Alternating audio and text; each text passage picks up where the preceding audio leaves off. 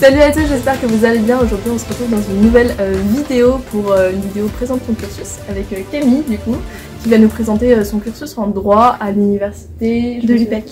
De l'UPEC. Paris-Est Créteil. Voilà, c'est plus précis du coup.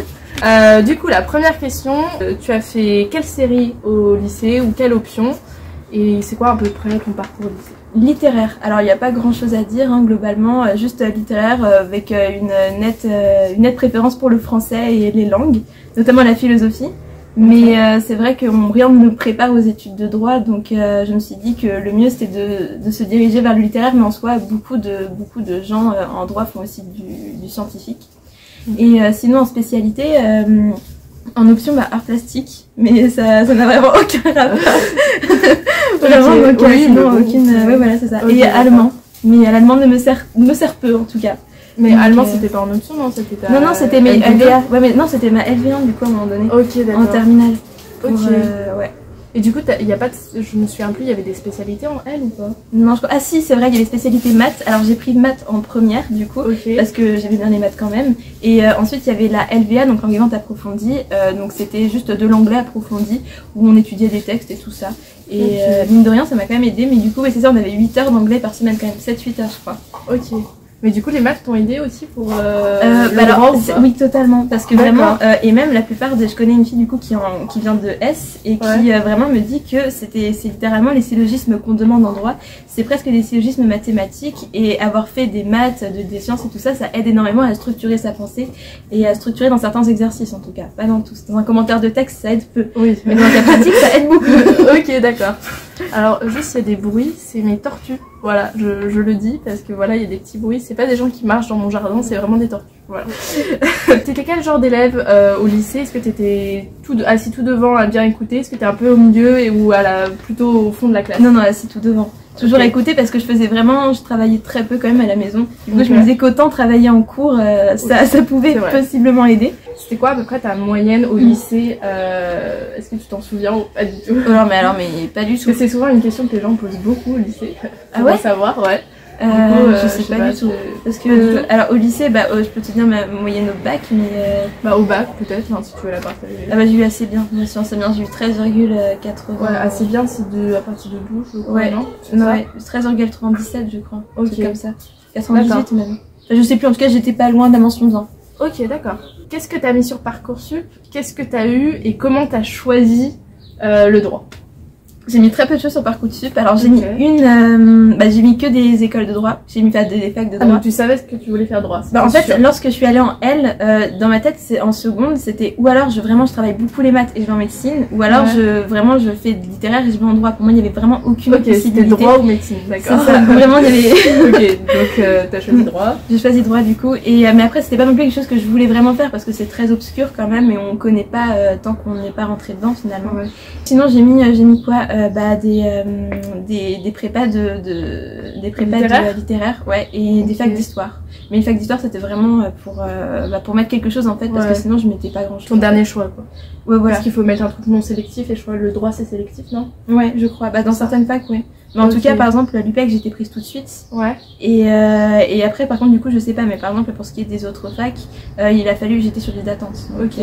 Et du coup t'as choisi l'UPEC parce que t'as été prise tout de suite ou c'était un choix de ton université? Alors en fait moi de base c'était Sorbonne hein, évidemment. Mais bon comme je t'ai dit je travaillais pas beaucoup en terminale alors forcément le peu de chance voilà. Et du coup, pour moi, c'était vraiment, il n'y avait pas d'autre solution. Assas, j'ai même pas mis Assas. Je me suis rendu compte après. Mais de toute façon, si j'avais pris à Sorbonne, j'aurais été pas prise à Assas. Et sinon, j'ai été prise dans les autres facs. Alors, j'avais été prise à Saclay, à Nanterre aussi. Et je sais plus. Est-ce que tu peux nous parler de ton cursus universitaire un petit peu, mais on reviendra peut-être sur le lieu où tu étudies. Le droit, qu'est-ce que c'est pour toi le droit? Si tu dois essayer de dire ce que c'est le droit. Alors je dirais que d'abord, c'est très difficile, le mot le plus évident en fait ce serait passion parce qu'on a vraiment besoin d'être passionné, de vraiment s'investir, de vraiment beaucoup travailler et d'aimer ce que l'on fait parce que sinon je pense que on peut très bien travailler et vraiment faire les choses de manière assez mécanique mais ça n'a pas vraiment d'intérêt parce que globalement pour aimer le droit, faut vraiment aimer le droit. Après, c'est vrai que pour décrire, c'est assez particulier parce que c'est très très vaste. Il y a vraiment un peu de tout. Enfin, de tout, il n'y a pas de maths. mais il y a vraiment beaucoup de matière, c'est assez étoffé. Donc pour décrire ça c'est un peu compliqué, peut-être je dirais étoffé, oui c'est un bon mot. Étoffé. Quoi une semaine typique en droit? C'est quoi? Une semaine typique en droit. Ouais, si tu dois dire par exemple quel type de cours tu as, les matières, comment ça s'organise, est-ce que tu as beaucoup de cours, pas beaucoup de cours. Attends, pose la question par ordre. Ok, alors déjà, une semaine typique c'est quoi si tu dois décrire tes cours? Plutôt une journée typique alors. Une journée typique, oui, si tu veux. D'accord, on peut le prendre comme ça. La première chose qu'il faut savoir c'est qu'à la fac, les cours sont divisés en deux parties. Donc il y a les cours magistraux qui sont dispensés en amphithéâtre, par des profs et la présence n'est pas obligatoire. Et la deuxième partie c'est les TD. Donc les travaux dirigés où il y a des chargés TD qui nous donnent des exercices à faire et c'est pour en gros pratiquer, et là par contre la présence est un peu obligatoire parce que ça va être 50% de la note finale et on a droit, enfin en tout cas dans ma fac on a le droit qu'à 2 absences par semestre. Ensuite donc les cours c'est de l'ECM en général c'est 3 heures. Bon ça peut être plus mais en général comme c'est la distance, enfin l'horaire normal. Et les TD c'est 1h30. En L1 et en L2, les TD il y a 3 matières à TD. Donc c'est les 3 majeures qui vont avoir les notes les plus importantes. Et les autres matières vont être dispensées qu'en amphithéâtre et du coup il n'y aura pas TD. Et en L3 il n'y a que 2 matières à TD. Et du coup c'est un peu plus simple parce qu'il y a beaucoup moins de travail. Voilà. Ok, et c'est quoi un exercice typique en droit? Parce que moi je vois pas très bien quel exercice tu peux faire en droit. Alors oui, c'est vrai que l'exercice typique c'est quand même le commentaire d'arrêt où on en fait vraiment des tonnes et des tonnes et des tonnes. C'est en gros tu sais pas ce que c'est un arrêt du coup? Non, enfin ça doit être un truc lié au droit. Merci. Je vais pas essayer de décrire parce que sinon je sens que je vais me tromper. J'ai une petite idée mais c'est vrai que donne-moi ton idée déjà, c'est peut-être un arrêt c'est pas un texte de loi, non? Alors c'est une pas si mauvaise définition c'est pas mal. Déjà tu m'aides dans ma réponse parce que j'avais pas trop d'idée de quoi dire. Alors pour rentrer en contradiction avec ta réponse du coup, un texte de loi c'est plus par exemple un texte qui va être promulgué par exemple l'Assemblée, le Sénat ou quoi que ce soit. Enfin, bref, n'importe quel organisme de droit va publier un texte au journal officiel, enfin bref. Non pas, qu'est-ce que je raconte? Le journal officiel justement c'est pour les arrêts. Ah d'accord. Je m'embrouille. Alors du coup un arrêt ça va être un texte rendu par une cour de justice. Donc en général, après globalement il n'y a pas que les cours de justice qui rendent des arrêts, il y a aussi la Cour de cassation et le Conseil d'État qui sont les cours suprêmes. Alors du coup, l'exercice typique qu'on a vraiment tout le temps, c'est un arrêt qui va nous être rendu, enfin on va devoir étudier. Donc c'est en général un arrêt d'une cour d'appel parce que c'est en général pas forcément mais oui, enfin moi j'ai beaucoup fait des cours d'appel parce que c'est vrai que c'est plus intéressant en général, surtout en administratif le Conseil d'État. Ça va être là si vous, le droit en L2 le droit administratif on fait que des arrêts du Conseil d'État. Et en gros c'est comme un commentaire de texte au lycée sauf qu'il faut commenter l'arrêt, donc c'est la même méthodologie en 2 parties globalement. On doit juste commenter l'arrêt en fait finalement. Avec des connaissances de droit. Voilà c'est ça. Avec vraiment plein de trucs. Après il y a aussi la dissertation. J'en ai très peu fait parce que j'ai de très mauvais souvenirs de dissertation vraiment. Ah mais c'est un choix parce que... C'est un choix parce qu'en général au partiel on peut faire dans certaines matières en tout cas on peut faire ou commentaire d'arrêt ou dissertation. Mais bon les dissertations c'est vraiment il y a des fois où c'est juste le juge ou alors des trucs comme ça, tu sais, pas le juge exagère, mais c'est des grands thèmes généraux. Oui, voilà, c'est vraiment très très général. Alors, il faut vraiment problématiser. Alors, la dissertation, c'est très très galère, surtout qu'en 3 heures, c'est vraiment très compliqué. Un peu comme en philo, finalement, t'as commentaire de thèse. Comme la plage. Préféré, du coup, c'est celui que j'ai le plus fait, le cas pratique. Et c'est là où vraiment, du coup, les maths, ça peut aider. En gros, c'est un énoncé. En gros c'est vraiment un cas de tous les jours où on va prendre monsieur A, monsieur B et souvent même les profs donnent des noms drôles pour amuser les étudiants et en gros ils vont être confrontés à une situation juridique et nous on va devoir se mettre à la place de l'avocat et de défendre la personne, de devoir donner une réponse juridique à la personne. C'est à l'oral ou c'est à l'écrit? Non c'est à l'écrit. Des exemples de cours que t'as en droit? Attends, du coup j'ai ma liste. Alors du coup en L1, les matières de base, donc les matières ATD, donc les plus importantes c'est droit constitutionnel, histoire du droit et introduction au droit et au premier semestre, et au second semestre à la place de introduction au droit du coup je crois que c'est droit de la famille, oui c'est ça, donc à la place d'introduction au droit mais droit de la famille. Et ensuite globalement ça change selon les facs, mais nous en tout cas on avait eu du coup institution judiciaire et administrative, économie politique et politique économique, Ah non, ça c'est économie politique. Okay. Sociologie et philosophie du droit, c'était très drôle. Ok. Vie politique, histoire des institutions romaines, histoire contemporaine. Alors oui, il y a beaucoup de matières histoire quand même, ceci dit. Chaque année, il y a beaucoup d'histoires, mais bon, globalement, c'est très déconseillé de les prendre en tant que majeure, en tant que matière importante. Parce que bon, c'est vrai qu'en droit... bah oui, voilà, c'est ça. Okay. C'est vrai que après, il y a toujours des masters d'histoire du droit, et ce qui est très bien aussi. Mais c'est vrai que bon, après, c'est possible aussi de faire toujours dériver, mais bon. Ok. Ensuite, donc ça tourne autour, après un peu de droit européen aussi, droit des personnes en L1, relations internationales, histoire des institutions judiciaires, histoire du droit familial. Et aussi il y a de l'anglais. Il y a beaucoup d'anglais. Okay. Chaque année il y a une matière anglais. Ok. Ensuite, en L2, il y a droit des contrats, droit administratif. Ensuite, on choisit entre droit pénal. Oui, souvent, il y a ça dépend les facs, mais en général, on choisit entre droit pénal et une autre spécialité. Mais droit pénal, c'est quand même assez. Beaucoup de personnes prennent droit pénal quand même. Okay. Parce que voilà, c'est. Là où il y a le droit pénal. Non, pas vraiment, mais c'est ce qui fait le plus rêver en fait, on va dire. Parce que c'est vrai que quand on a cette idée du droit, comme toi, tu disais tout à l'heure, hein, les crimes directement. Oui, c'est vrai, c'est ce que tu dis. Alors, directement, c'est vrai que défendre la justice et tout ça, ça fait rêver. Ouais, alors que c'est vrai que quand on parle de droit administratif et que ça vraiment on arrive en L2, ça fait clairement moins rêver, mais littéralement. Ok, d'accord. Et même droit des contrats, c'est. Alors oui, bon voilà, c'est assez particulier quand même d'étudier des contrats, d'étudier le contrat de vente et tout ça, c'est assez particulier. Du coup ensuite, bon voilà, ah oui, la méthodologie, ça compte beaucoup parce qu'en L1, il faut absolument avoir acquis, c'est ça en fait le principe. En L1, si on n'a pas acquis une méthodologie certaine, stable, vraiment en L2, on sera totalement perdu parce qu'en L2, on s'occupe même plus de la méthodologie, le commentaire doit être, enfin la plupart des exercices doivent être acquis finalement. Okay. Ensuite, nous avons de la responsabilité civile, encore du droit administratif et toujours, droit commercial, encore droit pénal, monnaie et finance, pour ceux qui aiment le droit fiscal, ça arrive. Bon, je dis ça parce que j'aime pas le droit fiscal, mais voilà. Ensuite, histoire du droit criminel. Et droit immobilier, ça aussi c'est une matière étonnante. Oui, mais, surtout en L2. Je préfère, je crois, le droit immobilier au droit fiscal. La monnaie. La monnaie. Après c'est personnel. Ensuite, alors là c'est là où ça devient intéressant. En L3 du coup, en tout cas dans ma fac, on avait le choix entre, du coup là on a vraiment, je sais plus combien de matières, mais ouais entre 15 tout à l'heure. Ouais, peut-être que c'était un peu moins. Okay. Parce que là je vois, là c'est du coup la brochure de 2023. Bon bref, alors du coup je vais toutes les lister comme ça au moins. Ok, bah c'est bien parce que c'est ma question suivante. C'est très bien. Quelle spécialité il y a en droit du coup? Alors du coup, nous avons droit civil des biens, société, donc droit des sociétés, droit social, procédure pénale, régime des obligations, droit des libertés fondamentales, droit international public, droit fiscal général, droit administratif des biens, droit des institutions publiques locales, histoire des droits et des libertés fondamentales, histoire des institutions publiques depuis la Révolution.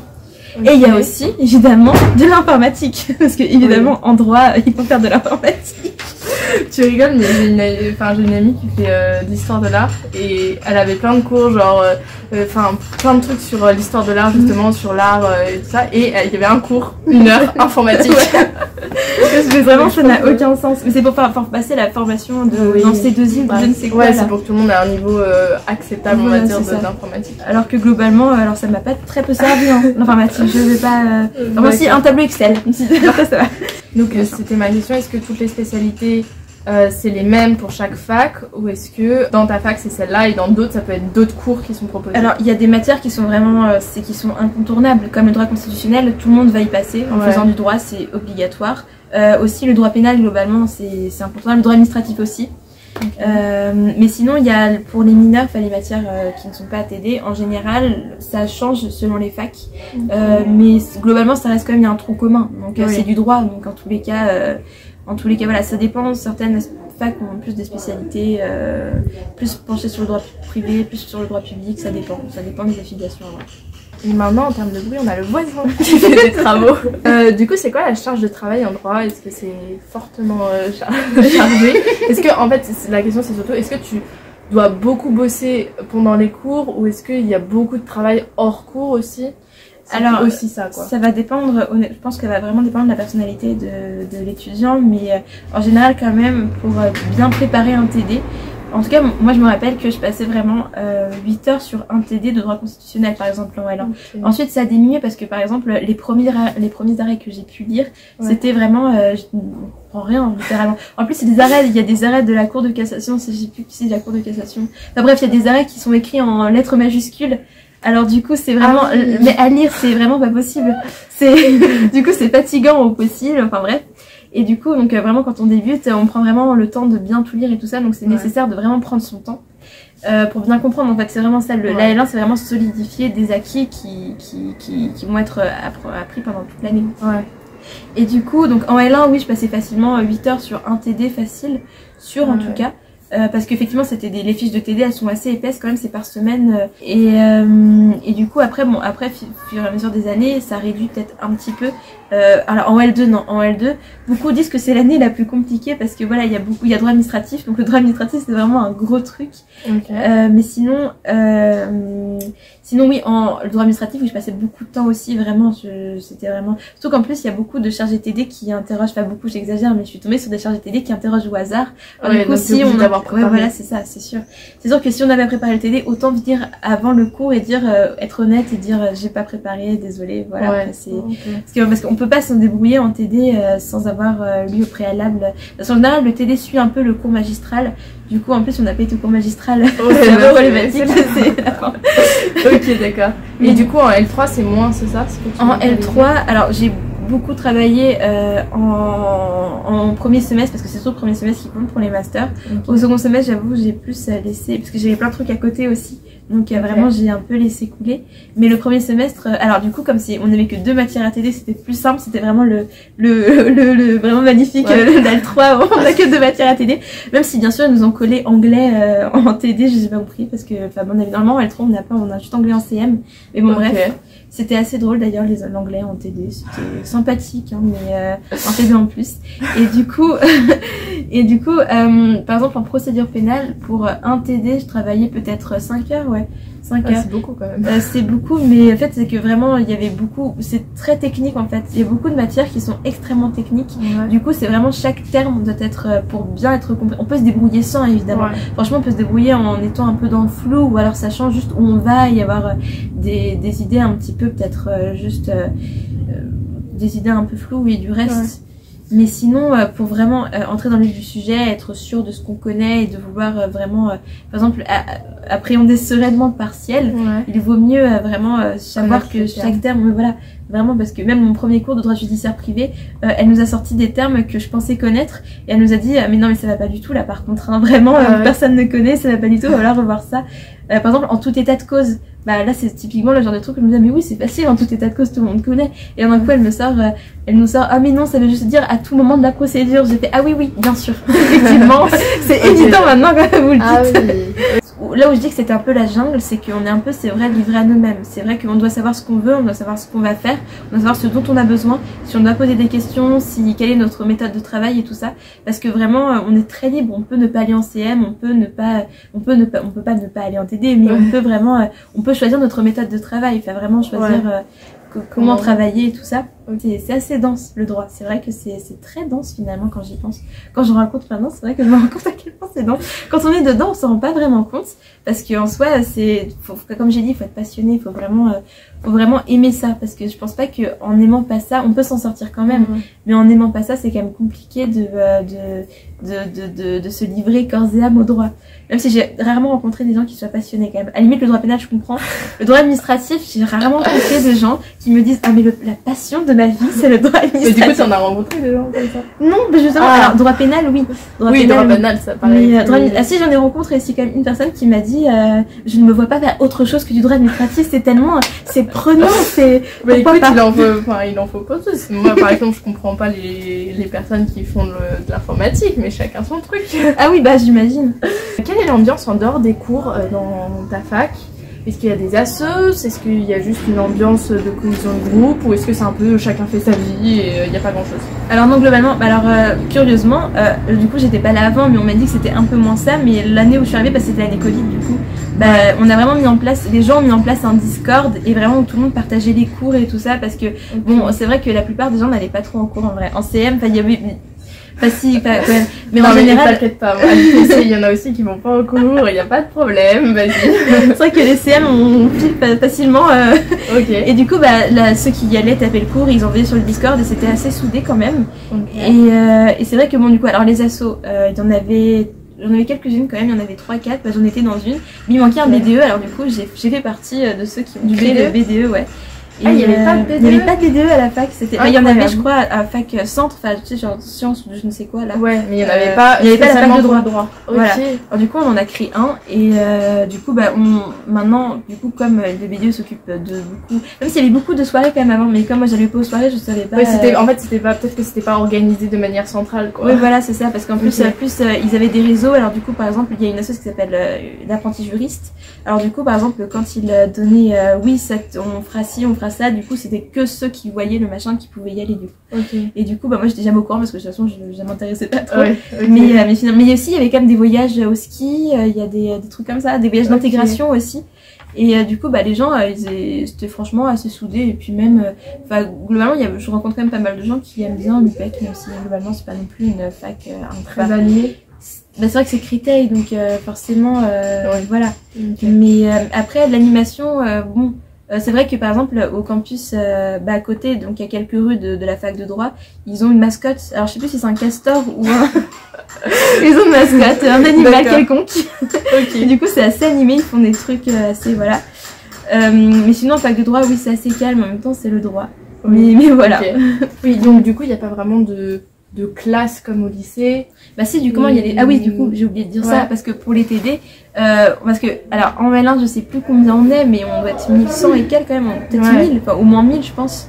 J'ai pas des chiffres, mais au moins 1000, parce que vraiment, on avait même 2 divisions tellement c'était dense. Okay. Et du coup, on peut pas faire cours en TD, en amphi aussi. Oui. Alors du coup, il y a les cours d'amphi, donc les amphithéâtres, et les classes de TD. Et du coup, dans les classes de TD, en général, on est...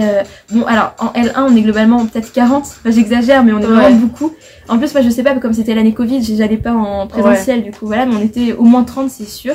Et en L3, tu vois, par exemple, dans mon groupe de TD de droit judiciaire privé, on n'est pas beaucoup, on est 14, 15 peut-être. Avec, il y a 2 groupes de ça, on est peut-être 30, 40 en tout dans... Parce que voilà. Mais du coup, est-ce que pour tous tes TD, tu te retrouves avec les mêmes personnes? Ça dépend des facs. Dans la mienne, en L1, on choisissait un TD. Et du coup, on choisissait un groupe de TD, admettons que ce soit le groupe 14 du coup. Okay. Et du coup, le groupe 14 avait les mêmes horaires et toutes les matières. Du coup, tout le monde se voyait. Mais alors, je crois que ça a aujourd'hui un peu changé parce qu'il y a eu des modifications. Mais en tout cas, en L3, comme chacun choisit différentes spécialités, du coup, comme moi j'ai choisi droit judiciaire privé au semestre 2 en tout cas, et contentieux administratif. Et du coup, pour le coup, moi j'étais pas avec c'était pas possible de coordonner tous les groupes de TD, c'est pas possible. Est-ce que tu peux nous parler du coup de la ville dans laquelle tu étudies, donc Créteil, et l'université dans laquelle tu étudies, donc l'UPEC? Parce que, faut le dire, du coup t'habites pas dans Créteil même. Non, pas du tout, j'habite à une heure de là. Ouais. Et en plus, honnêtement, c'est pas une très belle ville. Hein. C'est drôle parce qu'avant, l'UPEC était à Saint-Maur, je crois, ou était dans une autre ville, je sais plus. Okay. Mais du coup, c'était une jolie ville, mais Saint-Maur, c'était pas non plus incroyable. Mais bon, voilà, c'est déjà mieux que Créteil, honnêtement, selon moi, parce que vraiment, en tout cas, moi, je sors du métro, je vais à la fac, même si l'intérieur de la fac est plutôt pas mal quand même. Franchement, quand j'y suis allée la première fois, j'avais assez peur. Je me suis dit, j'étais déjà tellement déprimée de pas aller à la Sorbonne, même si je m'y attendais, tu vois. Je m'étais dit, bon, voilà, à la fac, ça va être nul et tout ça. Alors que finalement, les salles de TD étaient vraiment très bien peintes, même le hall d'entrée, le hall ou le hall, enfin bref, le hall, oui bon bref. Le hall, on comprendra, t'inquiète pas. Très très bien propre, très bien nettoyé, avec des casiers pour charger les ordinateurs. Okay. Des amphis aussi assez bien nettoyés, franchement. Ok, une bonne fac quoi. En tout cas l'intérieur, oui, l'extérieur après bon voilà, ça reste Créteil, donc moi je connais pas du tout Créteil. Il n'y a pas énormément de choses à faire, donc il y a le centre commercial, je crois qu'il n'est pas très loin, à une station de métro. Mais sinon, oui, je vais dans le métro. Hop, il n'y a pas grand chose à. Si, il y a Maison Alfort qui n'est pas loin, qui est une jolie ville quand même, avec de jolies verdures. Ça. Mais du coup, c'est bien des services ta fac? La 8. Il y a le 8, la métro 8 à Créteil-les-Chats. Et oui, sur la 8, globalement, il y a beaucoup de. Enfin, il y a la 1, il y a. Enfin bref. Ok. Et il y a quelques bus aussi qui viennent d'un peu partout. Tu vises quoi comme débouché? En tout cas, en allant dans le droit, quand même, on sait que si globalement on a de bons résultats et tout ça, un master, on peut en avoir, hein, c'est pas non plus impossible. C'est juste sélectif parce que globalement, il y a une vingtaine de places dans chaque master. Ça dépend, mais en général, il y a quand même une vingtaine de places. Pour combien de personnes qui postulent? Bah ça dépend, mais tu vois, par exemple, ça dépend, mais là, ce que je te disais tout à l'heure, ça peut aller jusqu'à 900. C'est énorme. Donc tous les étudiants de toute la France de droit vont postuler pour des masters en fait, donc c'est énorme. Et vraiment par exemple droit pénal sciences criminelles, c'est un des masters les plus prisés, et là vraiment tous ceux qui viennent de toutes les villes périphériques et tout ça vont vouloir par exemple les plus prestigieuses forcément. Et du coup les débouchés, donc c'est pour ça que ce que je disais, le droit ça permet d'avoir vraiment une embouchure très très large. Pour être avocat, oui, il faut passer le concours, le CRFPA, après aller à l'école du barreau. Okay. Ensuite il y a l'ENM, donc tes souhaits. Merci. Donc être magistrat, donc globalement oui c'est ça, être juge aussi, ça c'est un des gros métiers aussi, des grands métiers. Juge, commissaire de justice. Commissaire, parce qu'en fait il y a un nouveau métier qui va arriver, qui est un mix entre les commissaires priseurs judiciaires et les huissiers de justice. Parce que j'allais dire huissier de justice, mais du coup un jour il va plus trop exister, ça va devenir commissaire de justice. Ok. Il y a quoi d'autre? Il y a tous les métiers aussi de la fonction publique. Ça peut déboucher jusqu'à, on peut très bien entrer dans la police. Il y en a beaucoup qui veulent faire policier. Enquêteur aussi.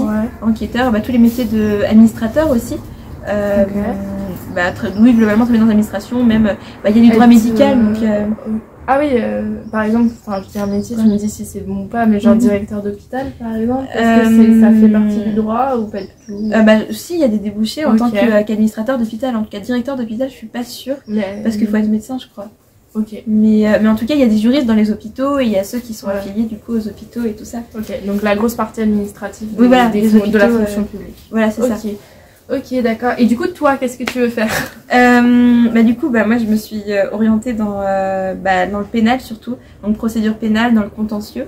Donc, j'aimerais passer le concours. Alors, pour l'instant, je sais pas encore, mais c'est vrai que le concours d'avocat me tente plus que la magistrature, parce que, alors, j'aimerais beaucoup être juge, mais je trouve que par rapport à ma personnalité, quand même, avocat, ça conviendrait mieux. Parce que défendre les gens, voilà, c'est ça. Parce qu'en plus, c'est ce qui est bien aussi à la fac de droit, c'est qu'on peut, on n'est pas totalement lâché si c'est un peu la jungle quand même, on n'est pas totalement lâché comme ça. Ouais. Parce que, par exemple, il y a des concours de plaidoirie et d'éloquence pour aider ceux qui veulent s'améliorer à l'oral, parce que même s'il y a beaucoup d'écrits, l'oral c'est très très important, vraiment. Surtout pour devenir avocat, du coup. Oui, globalement, ouais. Mais c'est vrai que c'est hyper important de bien savoir s'exprimer, mais même vis-à-vis des clients qu'on peut avoir plus tard, il faut vraiment savoir ce que l'on dit, il faut savoir parler de manière claire, nette et précise en fait. Mais du coup, c'est pas obligatoire, tous ces cours. Non, bien sûr, c'est pas obligatoire. Alors, c'est pas des cours, hein. C'est vraiment des concours, enfin des préparations, on va dire, à des concours. Non, c'est pas du tout obligatoire, parce que vraiment, il y en a qui n'ont, ça n'aura pas vraiment d'intérêt pour eux, étant donné qu'ils voudront peut-être faire administrateur ou notaire. Notaire, c'est un autre grand métier du droit, ça d'ailleurs. Et t'as déjà fait des stages ou pas? Alors, voilà. Vas-y, finis ta framboise. Alors, malheureusement, c'est vrai qu'un stage dans le milieu du droit, c'est quand même assez compliqué à avoir. Faut vraiment beaucoup envoyer. Et le mieux, c'est d'avoir quelqu'un qui, dans la famille ou quelqu'un qu'on connaît de proche. C'est un peu vrai dans beaucoup de métiers, mais oui. Surtout dans ceux sélectifs, du coup. Ouais, tellement. Mais vraiment, parce que moi, j'ai déjà envoyé tout ça, mais j'ai jamais vraiment eu de... Enfin, faut vraiment persévérer et tout ça. Ah oui, parce que... Oui, pardon, je te coupe, mais du coup, parce qu'en licence, il n'y a pas vraiment d'obligation de faire un stage, c'est ça? Non, en L3, on a juste la possibilité d'en faire un. Il y a la matière, donc, ou projet pro, ou stage pro, ou stage professionnel, pas stage pro, bref, c'est un stage professionnel. Et en fait, on choisit de faire c'est une sorte de mémoire, en fait. On choisit de faire notre mémoire sur le stage ou sur, du coup, un projet pro. Ok.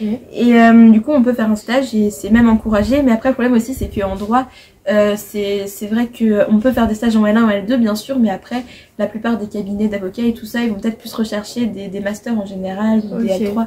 Après c'est pas vrai partout évidemment, mais en tout cas moi dans ce que j'ai pu voir, c'est vrai que après je dis pas que j'ai pas persévéré, on fallait vraiment chercher tout ça, et quand par exemple j'avais envoyé tout ça, on m'avait dit que c'était trop tard, alors je me suis dit bon tant pis, parce que vraiment c'est aussi c'est assez dense, donc je m'étais dit, comme je suis en plus des trucs à côté, je m'étais dit bon au pire c'est pas grave, vraiment je ferai ça, ou alors pendant l'été ou alors en master finalement. Parce qu'il y a des masters en alternance pour le coup. La dernière question que je pose à chaque fois, c'est est-ce que tu as envie d'ajouter quelque chose?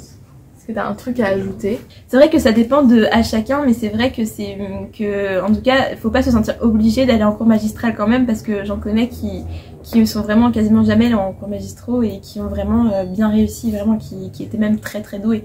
Et ça dépend vraiment d'une méthode de travail, parce qu'en général, il y a quand même des manuels de droit qui nous aident, et vraiment la bibliothèque universitaire elle est là pour nous aider, et il y a vraiment des livres de droit qui sont magnifiques. Enfin, je veux dire magnifiques. Enfin, tu vois ce que je veux dire. Bien fait. Voilà, ils sont très bien faits, et même, je veux dire, c'est vrai que moi, quand je rentre dans une librairie à Gilbert Joseph, par exemple, Gilbert Joseph, vraiment, je vois des manuels de droit, mais c'est magnifique, parce que vraiment, tout est dedans, presque. Le cours est dedans, c'est magnifique. Donc, t'as pas forcément besoin d'aller en... voilà, ça dépend vraiment des gens. Des cours. C'est vrai que ça dépend de ceux qui ont une mémoire auditive, de ceux qui ont une mémoire visuelle, et c'est vrai que la mémoire auditive, c'est plus, ça aide vraiment d'aller en CM et d'avoir quelqu'un qui nous parle, ensuite de revoir le cours et tout ça. Et vraiment, faut savoir trouver sa méthode de travail, mais il faut vraiment pas se sentir obligé d'y aller non plus. Après, c'est vraiment mieux d'y aller, je trouve, pour vraiment avoir le manuel plus le cours, c'est toujours mieux. Et puis en plus, c'est des profs de droit, des enseignants-chercheurs, ils savent ce qu'ils disent. Donc forcément, voilà, ça peut toujours être bénéfique. Oui, c'est clair. Ok. Mais sinon, c'est pas dramatique si tu vas pas et que tu as une bonne méthode derrière. Oui, voilà, c'est ça. Bon, bah super, je crois qu'on a fait le tour. J'espère que vous avez aimé la vidéo. N'hésitez pas à liker, à vous abonner, à mettre des commentaires si vous avez des questions à poser, notamment à Camille. Je lui renverrai les questions, elle me répondra et je les mettrai du coup sur YouTube. Et sinon, je vous dis à la semaine prochaine pour une autre vidéo. Salut!